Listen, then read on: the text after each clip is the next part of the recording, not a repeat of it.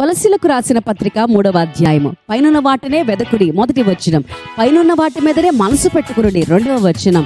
భూమి మీదనున్న మీ అవయములను అనగా జారత్వమును, అపవిత్రతను, కామాతురతను, దురాశను, విగ్రహారాధన అయినటువంటి ధనాపేక్షను చంపివేయుడి, 5వ వచనం.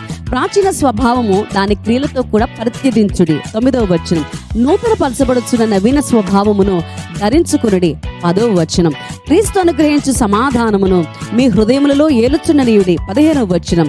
సమస్త విధములైన జ్ఞానముతో క్రీస్తు వాక్యము మీలో సమృద్ధిగా నివసింపనీయుడి, 16వ వచనం. దేవునికి కృతజ్ఞతాస్తుతులు చెల్లించుడి, 17వ వచనం. సమస్తమును ఆయన పేరట చేయుడి, 17వ వచనం.